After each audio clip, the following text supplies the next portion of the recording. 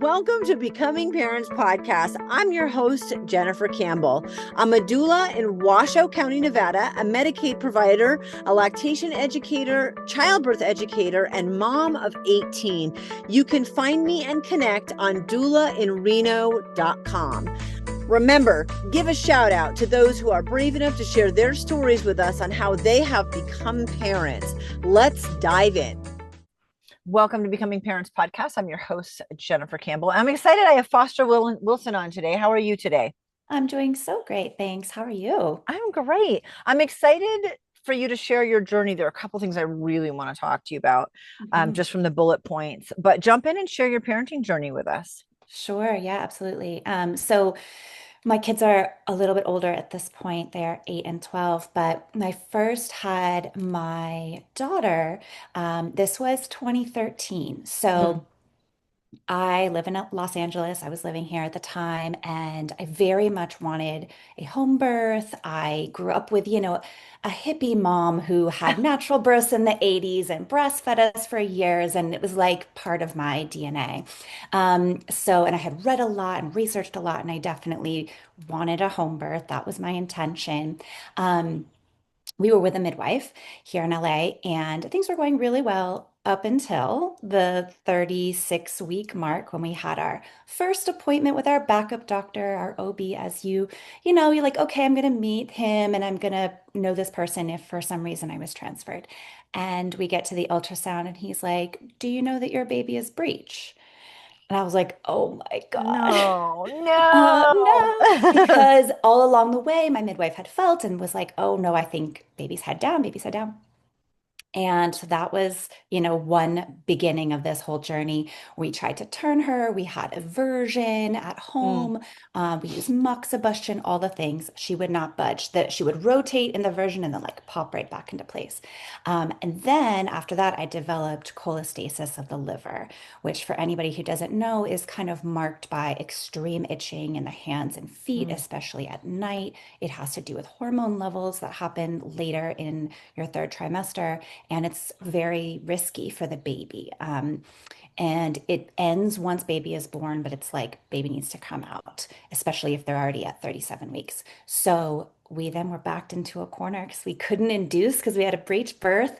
And we ended up having a cesarean, which was, of course, the last thing I wanted at that time. But we had a little bit of notice and a couple of days to prepare and kind of make a playlist and make it as beautiful as we could.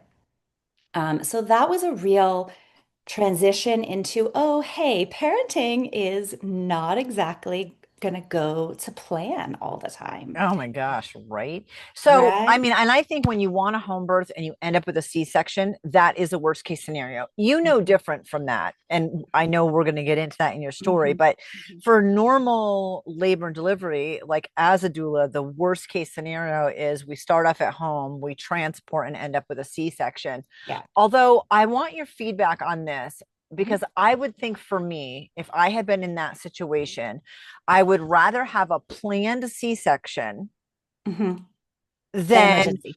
an emergency, or try to go, like, inductions are so hard. Mhm. They're like 2 or 3 days of really hard that can often end up that way. I don't know, if I were at the end of a pregnancy, would I just be like, actually, let's just schedule this and I'll have Yeah. my support set up, rather than, I think I will always try my hardest to get what I want. That's kind of my brain. But there is part of me that understands that planning the C-section is a lot less stressful. Yeah, you go into the cesarean birth with all of your energy. You've gotten a good night's sleep. It's at a reasonable time, 8 o'clock in the morning. You haven't gone through 36 hours of labor, and then you start out your parenting journey totally depleted and recovering from surgery. Yeah. That at least I didn't have. I was really ready for all of the throes of breastfeeding. I was really ready for this healing, and I think the recovery went about as well as it could have in my situation. Okay. And what was Yeah. that? So and I can not that I cannot have kids anymore, but when I had my hysterectomy 20 years ago, I have the same scar that you have. I went through the same Yeah. surgery that you did. What was your recovery like? Because it's not fun and easy. I mean, yes, it's better than 36 hours of labor in an emergency and trying to wrap your brain around all of it, but it is not easy. So what was that like for recovery? What I remember about cesarean recovery is just that the combination of recovering from abdominal surgery and caring for a newborn was Mm-hmm. something I was just not prepared for because we were room sharing and we had a co-sleeper and my baby would cry and I wanted to just sit up and pick her up and I couldn't do that. I required Yeah. pushing up and my partner to lift me up and it was just disappointing that I couldn't be as physical as I needed to be for her. I think that was the most shocking part for me. And I always try to prepare my clients. I now work with Yes. birthing clients for what that reality is like. I think the body does typically heal pretty well. Mhm. I was active within about 8 or 10 weeks, but that part was really sad for me It's hard. emotionally. Yeah. I have a really good friend who's a physical therapist, and she was a physical therapist, and she got pregnant and did the labor and ended up in an emergency C-section. And when she got to recovery, she said, "Where's the PT? When does the PT come to see me? Because it's a major abdominal surgery. You get your ankle, anything done. PT is part of the hospital experience." And the nurse was like, "Oh, we don't do that." And she completely changed her physical therapy practice to work with pregnant and postpartum women because of her experience. She was just flabbergasted. Like, you're not teaching women how to get out of bed properly, there's no support for this. And it's absolutely the most ludicrous thing. So Yeah. it is hard. The having a newborn's hard, period. Labor, delivery, no matter how you do it, it's all hard, really hard. Mhm. So keep going with your story. You Yeah. recovered. Breastfeeding went well. Breastfeeding went well. I Okay. loved breastfeeding. I will say also the little button to that story is that we were so frustrated that the baby, my baby wouldn't turn, and we ended up with a cesarean. And then our midwives took the placenta at the end to go and encapsulate it for us. And they said, you had actually veins running on the outside of your placenta. So had you gone through a trial of labor, she could have kicked it and you could have bled out. And this was this whole thing afterwards. We were like, oh my gosh. So I always tell my daughter, actually, I think you saved my life in your need to be upside down here, because it really was the best case scenario. Wow. So So how odd. very odd and nothing we could have known during the pregnancy. It's just Yeah. something we happened to see in the placenta. So I'm grateful in the end. And it gave me that experience. And that was the beginning of like, okay, I'm not in control here. My baby has their own plan. My child has their own desires. And this begins the journey of like trying to fit all of our needs together as a family. When we started to try to have our second, our daughter was 2.5, and we got pregnant right away. Very fortunate, and the pregnancy was going well at the time. About 20 weeks, we went in for our anatomy scan, and this is where the technician got very quiet. I could see the heart beating. Everything looked normal to me, but the technician was just so quiet and said, the doctor will interpret the results. And we were like flabbergasted. We got pulled into another room, and this counselor told us that our baby had what's called fetal hydrops, which is fluid around the lungs and around the brain, which meant that his body was very swollen and there were just so many things it could possibly be. We don't know how this is going to turn out. It could be viral, it could be chromosomal. We were just left in this limbo state. We didn't know if he was viable. We didn't know if this would go away on its own. So for about 4 or 5 weeks, we went through a litany of tests and trying to determine what it was. There was just no answers. It was like, it's not this, it's not that, it's not this, it's not that. But at the end of the road, it was not good. And our neonatologist said, the only things that are left on this list that are causing the fetal hydrops are not viable with life. Your Mm. baby at best would be carried to term. And if he survives delivery, he would live 1 or 2 weeks in the NICU. That's it. It's essentially a fatal diagnosis. And of course, we were devastated and decided at that point we had a choice. We said, you can just go, continue, and he may pass on his own, or you can have a termination at this point. So I'm 24 weeks, 6 months pregnant. And we really weighed both of those options, but the carrying all the way to term looked like a lot of suffering for me, for the family, for being in and out of hospitals potentially with our daughter. And although the soul part of me wanted my son to choose when he wanted to go, the physical world part needed to kind of close the chapter Mm.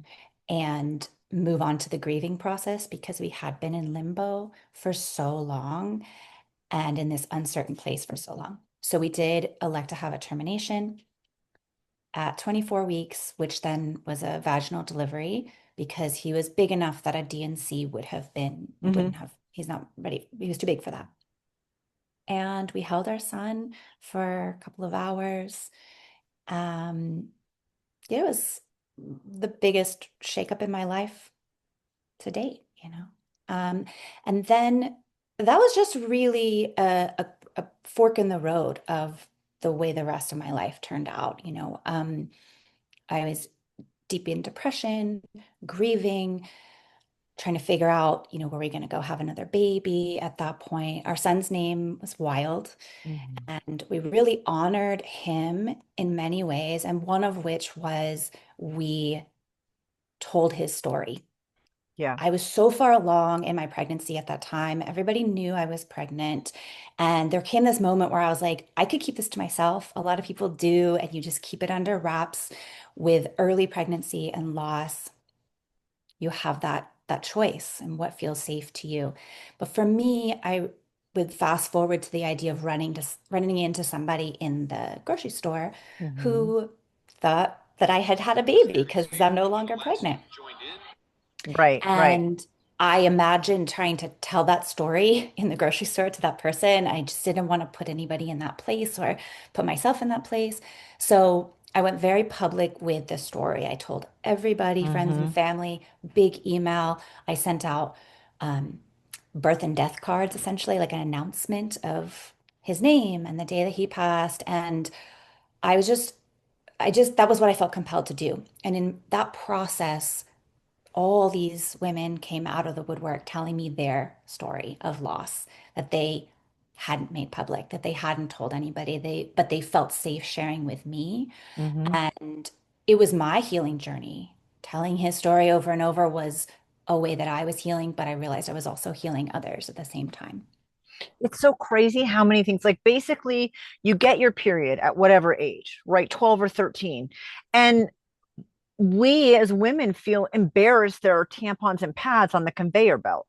Like you look around and 50% of the population ish, 54, whatever Hmm. women are, have or will or go through, like we're all doing the same thing. Why in the world is this embarrassing? Yeah, Why have we felt that way? And we don't talk about it. And from that moment, getting your period and being embarrassed to buy pads all the way through menopause, yeah, we don't have conversations, and it's just mind-boggling to me why we don't. And this is really hurt and trauma. I don't want to use the word lucky because there you are not lucky in any of this, but because you were more than 20 weeks pregnant, you got the birth and death certificate. And the women below, like I lost twins at 16 weeks. I got nothing. mm, I got a mm, DNC. One died first. They're trying to save the other one. Like we don't get anything. It's possible to do cremation. We're not told that. Like no, we don't get information on the front end to even tell us that we have decisions we could make. yeah, And then, on the back end, we're not talking about it. And basically, at 24 weeks, especially under 20 weeks, you're like, okay, bye, walk it off. Like, yeah, you just gave birth. It's hormones. Did you get breast milk in? Because, yeah. I mean, Mhm. like, people Yeah. don't even consider this. No, and you're not prepared to, yeah, they walk into the room after maybe 2 hours after he was born and start talking about burial and cremation and all of these things. And we were just, even though we had a little bit of uh, preparation going in a little bit, a Yeah. lot of people will end up, with maybe a cord accident or something at that point. They go in to delivery and they lose the baby in the process. And it was a lot. I had milk come in. I don't know if that was due to the fact that I had been breastfeeding not that long ago, Mhm. but I had milk come in and nobody taught me about that at all and how to suppress that. Was doing the cabbage leaves in my bra, walking around in the month of August in Los Angeles, sweating and Ah, cooking the cabbage leaves in my shirt. It was humorous at times, but you're grieving and you're postpartum. right. And Two things you do not want to combine ever. no, the hormones were just crazy. Yeah. But I also felt like grief was such a rock bottom that once I had experienced that, I was like, nobody can touch me with anything else. I have touched such a dark place in me to lose a child in that way that I felt, I almost felt unstoppable in Mm, so many ways. I just felt a power and also a deep sense of self that I didn't share with anyone. There was a part of me that I understood so deeply, and couldn't always express that to other people, but it gave me like a grounding in the earth, to walk through that experience and come out on the other side. yeah, this was the part of your bullet points that I really hoped that you dug deep and shared, Mhm. and I'm really grateful that you did. It's Mhm. like you said, it's so common and yet nobody's talking about it, and it's Yeah. absolutely devastating. It's Yeah. devastating for women. How did you decide, like, moving forward from that? Rainbow babies always Yeah. mean, like, no matter what, when anybody has a rainbow baby, we know emotionally a large part of what that woman went through on that subsequent pregnancy. Yeah. And even deciding, do they want to go through this again? Because there's a tremendous amount of fear and shame and maybe guilt and grief and all of that. Like, should I love this baby as much as I want to? Because does that mean I'm forgetting the one that I lost? There's so much that comes with this. So take us through, how long did you wait? Um, because I know, spoiler alert, you had another Mhm. baby. Yeah, exactly. Yeah. So this is so personal for everybody. Yes, I also already had a living child, and there's yes. a very different experience for somebody who doesn't have a living child already when they have a late term loss like that, a loss of any kind.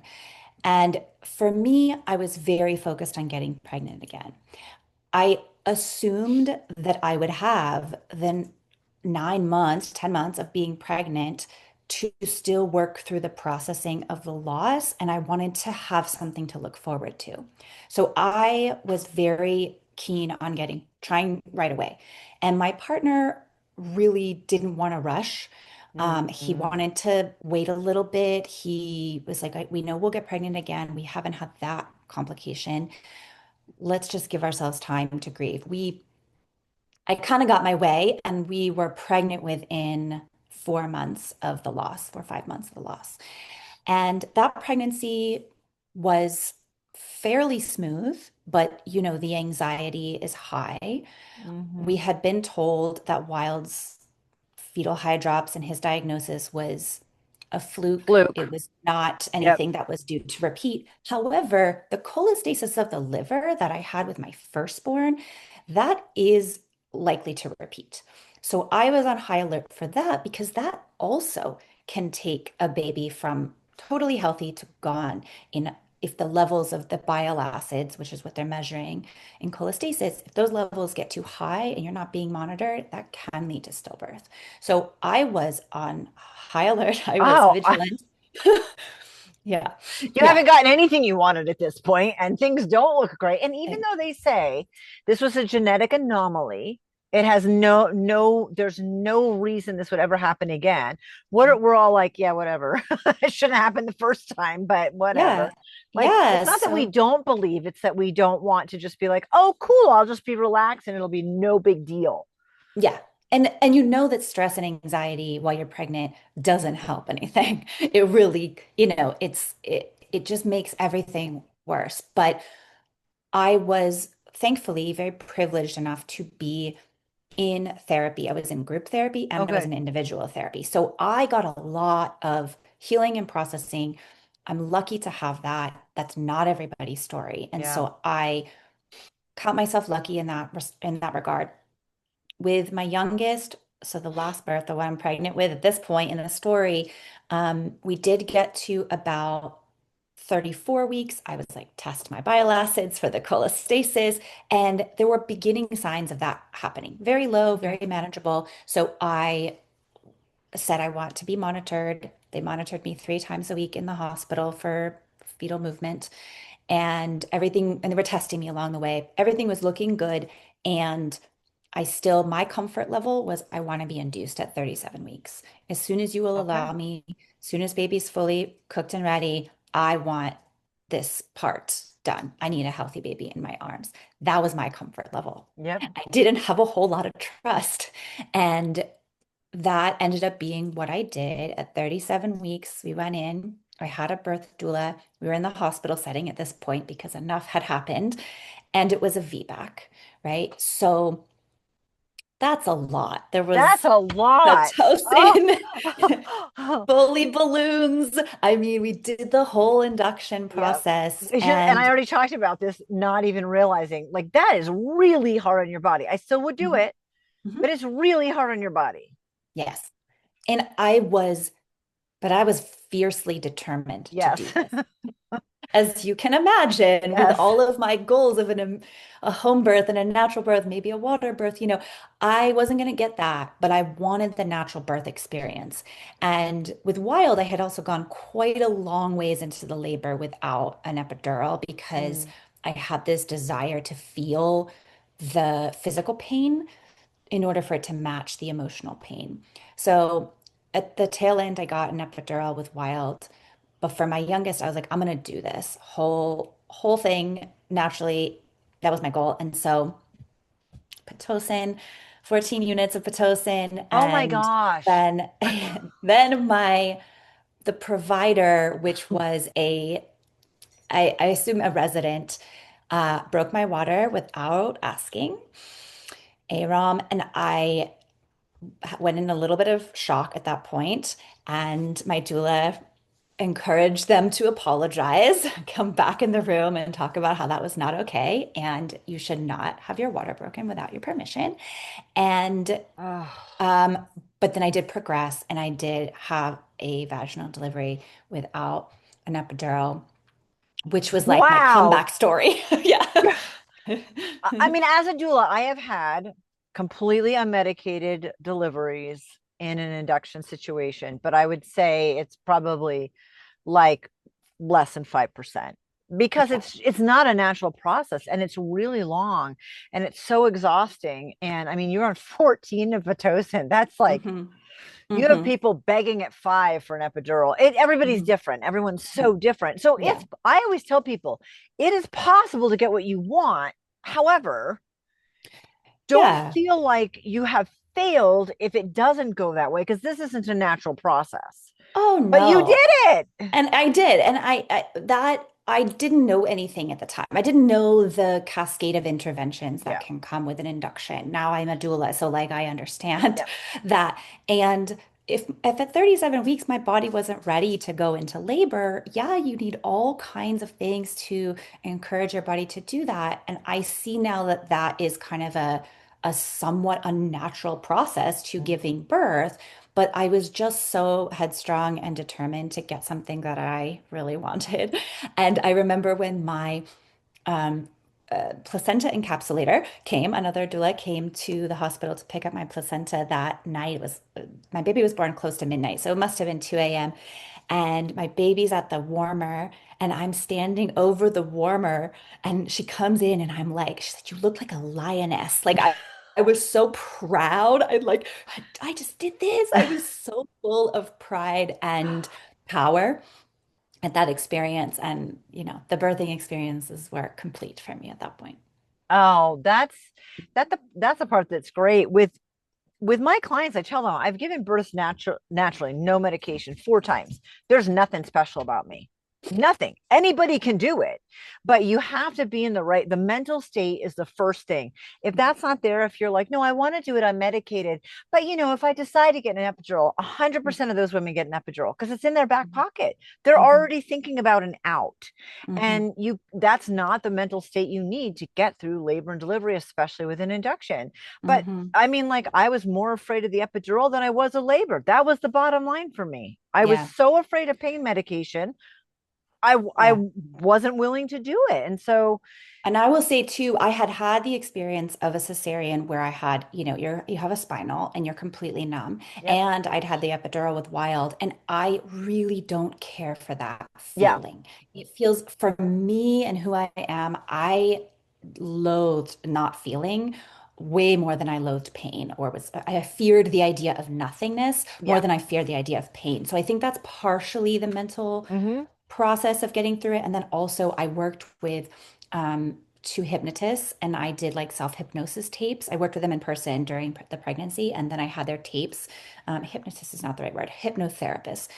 And they had these hypnotherapy tapes that I would listen to in labor. And that was also very, very therapeutic and helpful for me in the mental state during labor. I think you need to tap into those things. Like, if that's what worked for you, that's what you need to do. If it's something else for someone else, Yeah. most doulas talk about coping skills. We don't say it that way necessarily, but is it affirmations? Is it storytelling? Is it meditation? Is it music? Is Hmm. it water? Like, what are the things that help you cope? Because you're definitely going to need to use that as crutches to get through Exactly. the process. I'm so glad that you had, I mean, except for the fact that it was in a hospital Hmm. and Hmm. it was an induction, that's not fun. Hmm. You ended up staying safe and healthy and not being afraid of that as much and getting the birth that you wanted. And Yeah. what a gift. That's Yeah, great. thank you. Yeah, and I do feel like now I have experienced quite a wide range of birth experiences. Yes. And I got so many things I can name, as from breech to cholestasis to VBAC to loss. Like, I have a very wide range of what I have a lived experience with. And that's a starting place for when I'm working with my clients, just to understand all of these wide ranges of experiences you can have and intentions, and then how they can pivot. You have to pivot in this process. Yeah. Yeah, well, that's a great shift in because you've talked about being a doula. So you had a career shift, you had a life shift. You knew where you wanted to put your focus for being a doula because of your experience. Yeah. So, and you're an author. Hmm. I definitely want to, like, I know we're wrapping up. That's a lot of Hmm. information, but you went through a lot after that third baby. So, Yeah. kind of take us through your life changes and your career changes and what that looks like now. After my third baby, I ended up getting my partner and I divorced, and had always been a filmmaker and in entertainment, and that was kind of my career goals and life goals.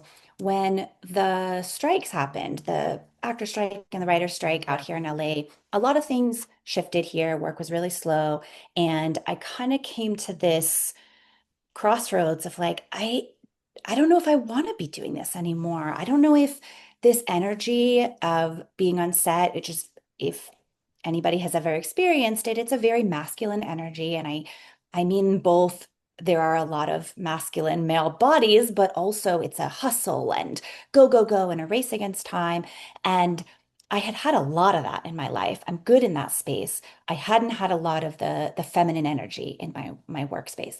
And so the strikes forced me to get really quiet. And what I heard in my quiet, in my meditations, was be at a birth, be at a birth. Now, if you flash back to my childhood, this sort of makes sense because at 8 years old, I would visit my cousin's pig farm in Wisconsin, Mhm. and this massive farm. And the vet was like, "Do you want to come in the nursery and watch the baby piglets being born?" And I was like, "Yes, of course." and this dark, stalls with these mama pigs giving birth, and there would be a runt stuck. He's like, here, you can help. I would put a glove on my hand and the iodine solution and reach up and grab the piglet that was stuck and deliver that baby. And I was totally hooked on birth. I told everybody from that point on I wanted to be an OBGYN. And for many years, I was focused on that as a very young child. And then medical school didn't really seem like it was the best thing for me. I wasn't aware of midwives. And so I moved into the arts, and that was another passion of mine. And that became my career. So coming back to this place of be at a birth, be present with another birthing person, because I had never experienced a birth that wasn't my own. And I started doing reaching out to different people and seeing if I could attend. And a friend did let me be sort of a doula for her. And birth exactly as a doula is not a lifestyle choice that I can live because of the being on call life, is not for me with my kids and my own sleep needs. But when I trained in my full spectrum doula training, I fell in love with the postpartum part. I was like, this area is um, not supported well enough in our community. I felt like a lot of my friends had gotten left behind in postpartum, and I was witness to that. I didn't know a postpartum doula when I had my kids, and I could have really used that. I could have used that with Wilde, actually, Yeah. you know? So I started doing postpartum work, and it just immediately filled my cup and helped me find my slower way of living and a Mhm. slower way of being when you're stepping into a client's home and they've just had a baby. Everything is just more gentle and more slow. And it was both good for me and good for my clients. I Yeah. love that. And divorce is hard also. So being a single parent, Mm. I gave up birth work when I got divorced because it was not a set schedule and set pay. And I all of a sudden was thrown into a situation where I needed set schedule and set pay. So Yeah. I understand that, like navigating all of that as a doula can be tough, especially when you're a single mom. Tell me about, you have a website. All the links are here in the show Mm. notes, but tell me about you have a website, and you're an author, and I'd love to wrap up with that because I'm proud of you. Ah. And yeah, I'd love to hear about that. Sure, thank you. Yes. So part of my journey after my divorce and figuring out who I was again and finding my own voice involved writing. Yes. I started writing about 2 years ago, and I wrote just for me. And then everything started coming out as poetry. And it took a while for me to get to a place where I felt like I could share that poetry. And once I did, it was so well received. I was writing very deeply personal work, a lot about motherhood, about identity, about really deep and ugly feelings that felt like shadow selves and things no one wanted to talk about. And I have a poem about where is our village, because I just believe so deeply that we all need community, and raising children alone is just not viable. Um, and so I wrote and wrote and wrote and wrote. And in the span of 6 months, I wrote enough for 3 books worth. And so my first book of poetry came out last year. It's called Afternoon Abundance, Poetry for Wild Souls. It's available on my website and everywhere books are sold online, and some local shops here in Los Angeles as well. But it's a great gift I think, to a pregnant or a postpartum person, because it's really slow and intentional, and you can pick it up and just sit and be for a few moments, have a little bit of self-care and reflect. But yeah, thank you for asking. Yeah, I love it. I Thank love you. that. It's so great. It's in my cart, so Oh, ready to go. Yeah, I mean, it's amazing the ways that things come out when you go through the happy moments and the hard moments. And Mhm. so, yes, I'm so proud of that.